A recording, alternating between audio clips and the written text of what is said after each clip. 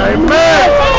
And the question becomes, starting that love supreme that John Coltrane talked about on the chocolate side, and it spills over to other sides too. But if it doesn't start there, the Black Lives still don't matter, and we're willing to go down in the name of the love of black people, in the name of the humanity of black people, in the name of the spiritual royalty of the Duke Ellington, and of the Count Basie, and of a prince, and of a godfather's soul named James Brown, and of a queen named Aretha. And that is a response of 400 years of being terrorized and traumatized and stigmatized, so that this particular moment is nothing new for black people. That's why I was so glad my dear brother Malik, he started off with the spirit of Harriet Tubman, the spirit of Ida B. Wells Barnett, the spirit of Frederick Douglass, the spirit of Marcus Garvey, of Malcolm X, of Stokely Carmichael, of Diane Nash, of Martin Luther King Jr., of Minister Louis Farrakhan, of the Honorable Elijah Muhammad. We have a black love that takes a lot of different forms, and don't try to twist us into one corner that doesn't bring us together. We want the world to know we're able to stand together even as we understand our different orientations. Why? Because I got a personal story. I am who I am because somebody loved me. Somebody cared for me.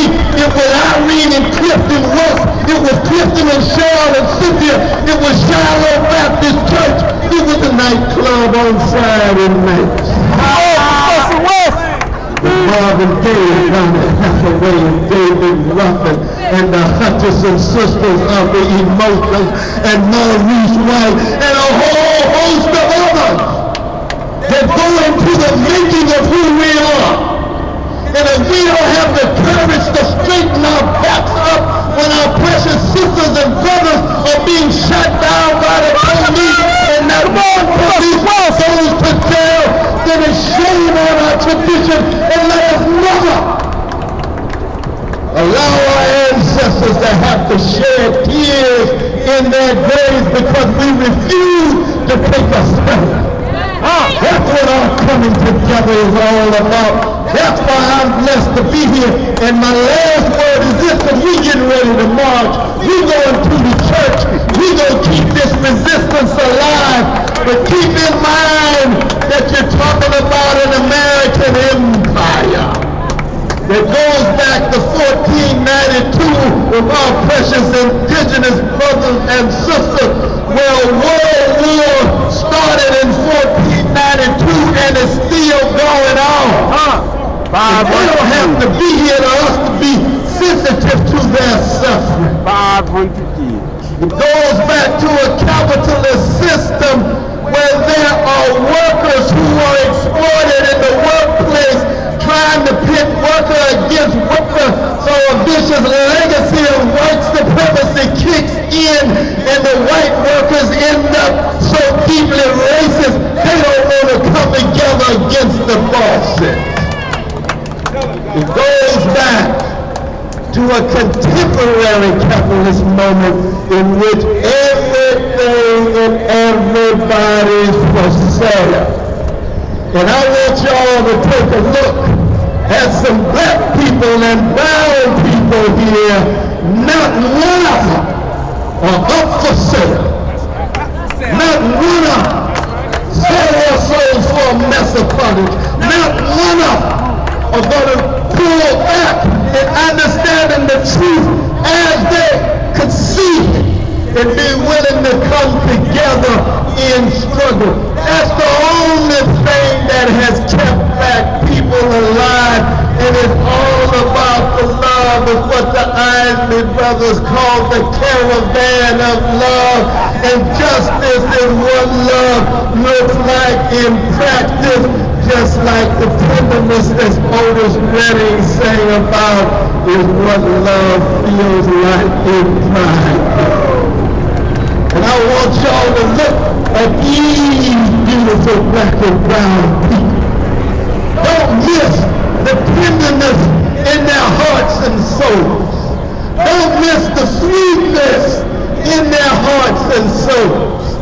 That's why James Baldwin said Malcolm X was the sweetest man I ever met, but for most of white America, he represented hate because white America is so concerned about their own fears and insecurities. There's a love that can flow if you just keep track of it.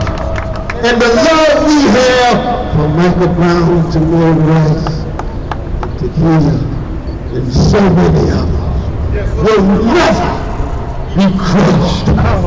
We will never be suffocated. We're going to keep on swinging like Duke Ellington, because it don't mean a thing if it ain't got that swing. And that swing is about love, justice, struggle, courage, willingness to serve, willingness to sacrifice, and then being in solidarity with each other as we struggle. My brother Malik, thank you so much for allowing me to be here, my brother. And God bless you. Damn, all this time I'm thinking it was a black. It's unity. Unity. I want y'all to get a good sign of this right here. Because it's unity. Everybody who's watching around the country, it is unity in struggle in this hour.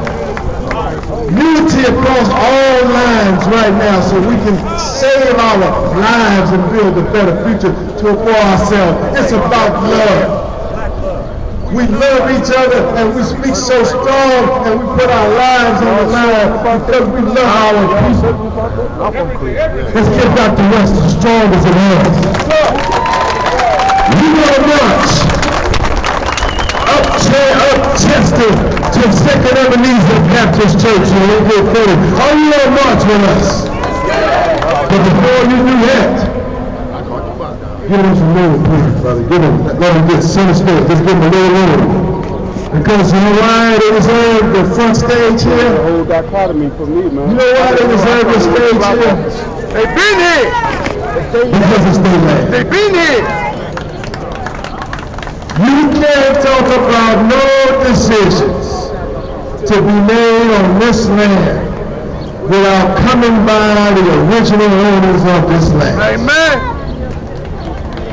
America has been here since 1555. Landlord. And these sisters and brothers have been here 16,000 years. Owners. Huh? If you put the amount of time between 1555 and now, which is 461 years, I think, am I right? Right off the head. 461 years. And you put that on a graph or a chart, compared to 16,000 years, you wouldn't even see 461 years on the graph. These are my witnesses to America. These are our witnesses today to Donald Trump. These are our witnesses today to white people in America. If you're a white person and you have an objective mind, if you have an open mind, I want you to hear from these witnesses. Because these are the best of witnesses. I want to bring to you our indigenous peoples who also have been a part of the American movement and part of the Lakota Nation. Am I right? Dakota Nation. Dakota Nation. I want you to hear from the witnesses of the American Holocaust. Anything these witnesses say, put it into context of what they've been through. Anything these witnesses I'm about to bring on have to say, put it into context and understand that Cleveland, Ohio is stolen property. Stolen. No, you didn't hear me. This ground right here is their ground. Criminals were driven off of their ground, chipped out of their ground, shot out of their ground. This land is their land. Criminal mind.